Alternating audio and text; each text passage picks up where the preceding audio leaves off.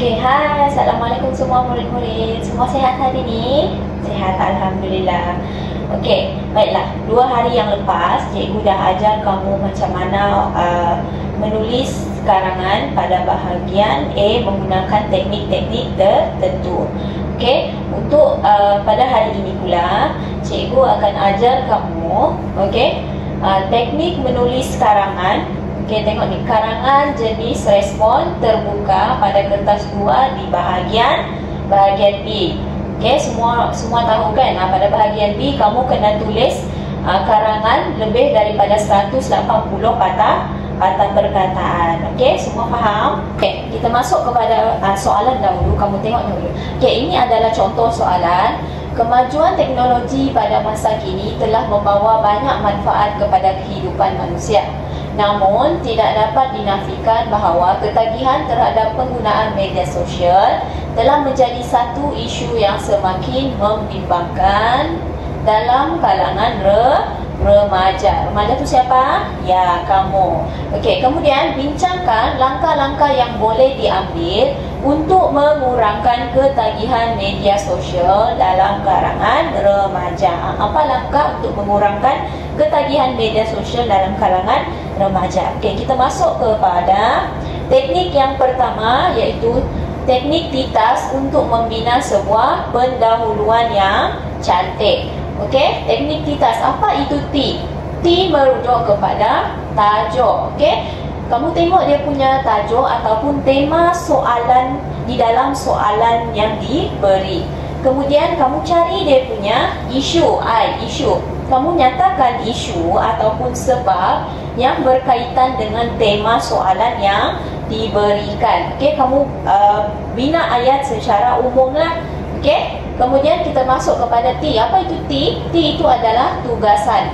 Kamu nyatakan tugasan atau fokus soalan yang perlu ditulis. Apa fokus soalannya tadi? Ya, betul, langkah-langkah, kan? Okey. A pula adalah amalan penulisan menarik, di mana maksud A ini adalah kamu perlu tambah gaya bahasa yang menarik dalam kamu punya karangan. Sama ada kamu nak letak peribahasa ke, fakta menarik ke, ataupun soalan retorik. Dan akhir sekali adalah S, iaitu simpulkan kamu punya pendahuluan. Berikan gambaran ringkas tentang isi karangan yang akan kamu huraikan di bawah. Okey, semua jelas? Okey, tengok contoh yang cikgu nyatakan ini. Okey, contohnya, dasawarsa ini, kemajuan teknologi telah membawa perubahan yang besar dalam rutin seharian manusia. Okey, T, tema dia.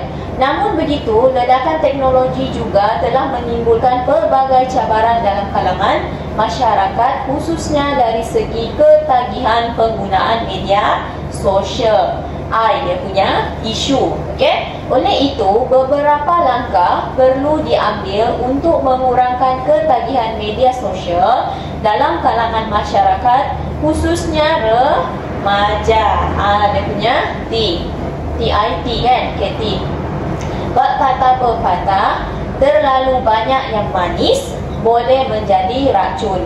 Begitulah juga dengan kesan penggunaan teknologi yang berlebihan. Amalan penulisan baik. Dia masukkan bab kata pepatah di dalam dia punya pendahuluan. Okey, akhir sekali, oleh itu usaha yang lebih efektif perlu dilaksanakan untuk menangani ketagihan ini agar masyarakat dapat menggunakan teknologi secara bijak dan seimbang. Dia simpulkan dia punya pendahuluan ini. Nampak cantik kan? Jadi bila kamu buat pendahuluan yang cantik macam ni, pemeriksa kertas akan tengok, wah, cantiknya bahasa budak ni.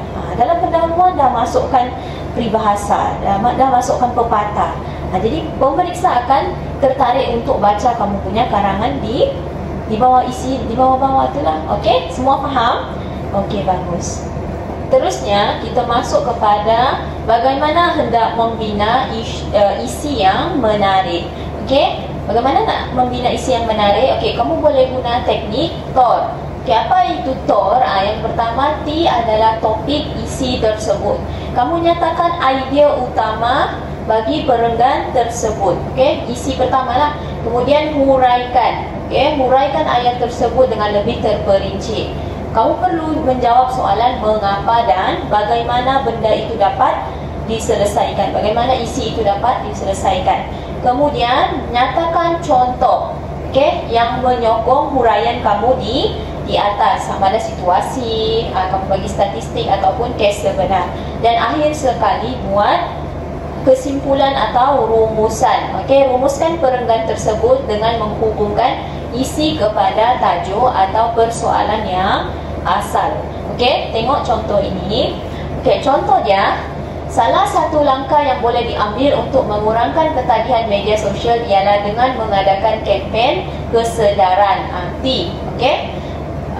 Isi dia, kempen kesedaran ini boleh memberikan maklumat kepada remaja tentang kesan negatif ketagihan media sosial terhadap kesihatan mental dan fizikal mereka. Huraian.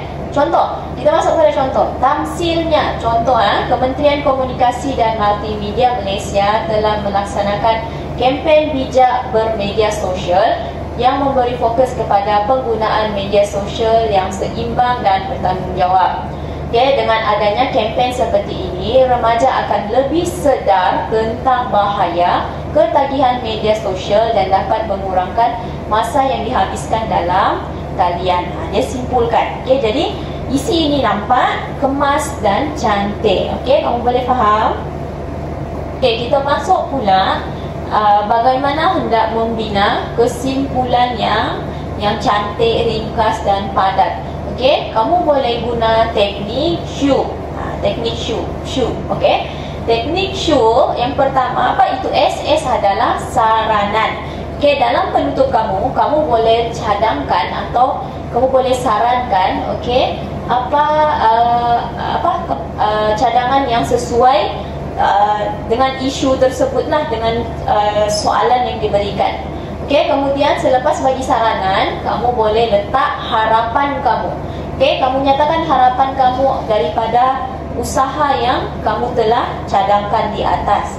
Okey, seterusnya kamu boleh letakkan ungkapan yang menarik. Macam yang pendahuluan tadi, kamu boleh masukkan pepatah, kata-kata hikmah ataupun ungkapan yang memberi kesan kepada pembaca. Bila orang baca, dia cakap, oh bagusnya penulisan budak ni. Dia macam ada kesedaran. Okey, bila pemeriksa baca pun dia nampak, oh baguslah budak ni, dia gini.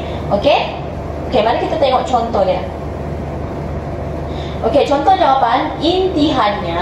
Intihannya tu sama dengan kesimpulannya lah. Okey, kesimpulannya, pelbagai agensi dan jabatan kerajaan maupun swasta perlu bekerjasama dalam menganjurkan pelbagai program kesedaran mengenai penggunaan media sosial yang sihat, okay, dan seimbang. Ini saranan, okay?